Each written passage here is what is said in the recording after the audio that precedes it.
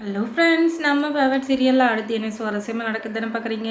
இந்த சுடர் இருந்துக்கிட்டு இனிமேலும் நம்மளால் பொறுக்க முடியாது. இந்த இதை வச்சுட்டு நம்ம எதுவும் பண்ணவும் முடியாது.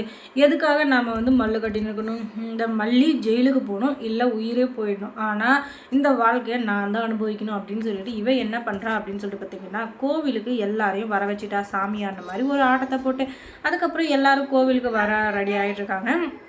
வர்ற வழியில் இந்த சுடர் நல்லவெல்லாம் கிடையாது, இவ ஏதோ பிளான் பண்ணுறா அப்படின்னு சொல்லிட்டு நினச்சிக்கிட்டு இந்த மல்லி இருந்துக்கிட்டு சரி இவகிட்ட கொஞ்சம் உஷாராகவே இருக்கணும். இல்லைன்னு வச்சுக்கோயேன், இவர் ரொம்பவே சீனை போடுவா.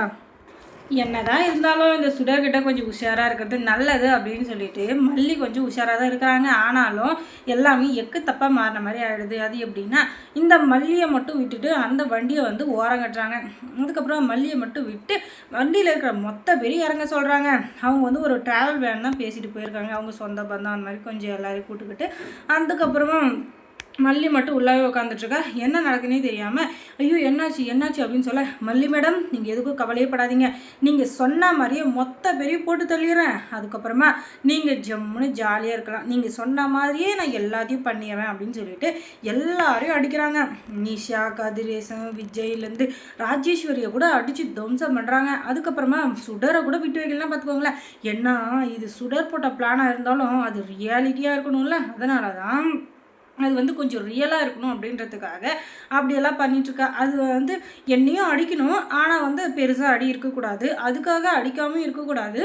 ஆனால் இதை மல்லி தான் செஞ்சா அப்படின்ற மாதிரி தெரியணும் அப்படின்னு சொல்லிட்டு ஏற்கனவே பிளானை போட்டு கொடுத்துட்டா. அதனால தான் ரகுவோட ஆளுங்க நல்ல கரெக்டான நேரத்தில் வச்சு செய்கிறாங்க. அப்புறமா மல்லி இருந்துக்கிட்டு டேய் யாரா நீங்கள், ஏன்டா என் மேலே பழிய போட்டுருவீங்க, என்னடா வந்துச்சு உங்களுக்கெல்லாம் கேடு அப்படின்னு சொல்லிட்டு கேட்க, என்ன மேடம் நீங்கள் தான் நைட்டு பணத்தை கொடுத்து எல்லாரையும் போட்டு தரணும் அப்படின்னு சொல்லிட்டு சொன்னீங்க. இந்த மாதிரி கோவிலுக்கு வருவோம், அப்போ ஒருத்தர் கூட உயிரோடு இருக்கக்கூடாது, மொத்த சொத்தையும் நான் தான் அனுபவிக்கணும், விஜய் கூட உயிரோடு இருக்கக்கூடாது, ஏன்னா மொத்த சொத்து எல்லாமே எங்கெங்கே இருக்குது என்னன்னு சொல்லிட்டு எனக்கு தான் தெரியும். அதனால் எதுக்கு சண்டை, யாரும் இந்த சொத்துக்கு அடிக்கவும் வேண்டாம், யாரும் இந்த சொத்தை பற்றி கவலைப்படவும் வேண்டாம், நானே எல்லாத்தையும் அனுபவிச்சுக்கிறேன் அப்படின்னு சொல்லிட்டு சொன்னீங்க. இப்போ என்ன எப்படி பேசினுக்கிறீங்க? அதுவும் இல்லாமல் தலைக்கு 10 லட்சம் கொடுக்குறேன்னு சொன்னீங்க.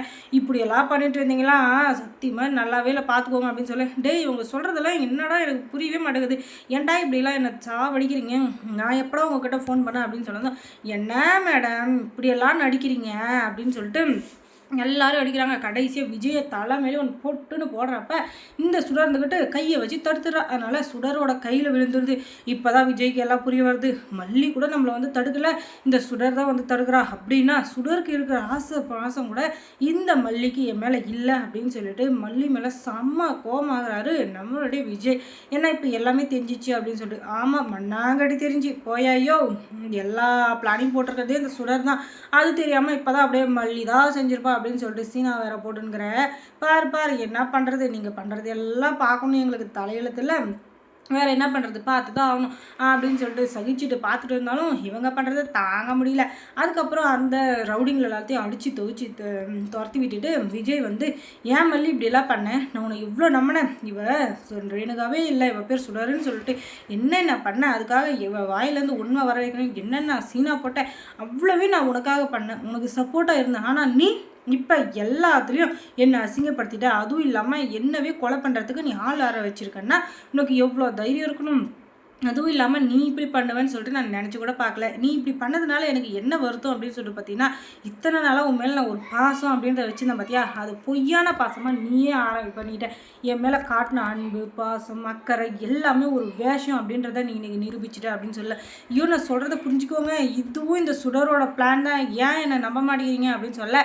போதுமா மல்லி போதும், நடித்து நடிப்பெல்லாம் போதும், இது வெளிச்சத்துக்கு வந்துச்சுல உன் முகத்திர, அதனால் இனிமேல் நீ எதுவும் பேச வேண்டாம், நீ உன் வேலையை பார்த்துக்கிட்டு போ, நாங்கள் எங்கள் வேலையை பார்த்துக்குறோம், இதுக்கு மேலேயும் நீ எங்ககிட்ட எதுவும் பேசுறதுக்கும் இல்லை, நாங்களும் உன்னை எதுவும் சொல்கிறதுக்கும் இல்லை, அதனால் நீ இந்த இடத்த விட்டு கிளம்புனா மட்டும் போதும் அப்படின்னு சொல்லிட்டு இந்த கதிரேசை பேசிவிட்டு அந்த இடத்த விட்டு கிளம்பிடுறாரு.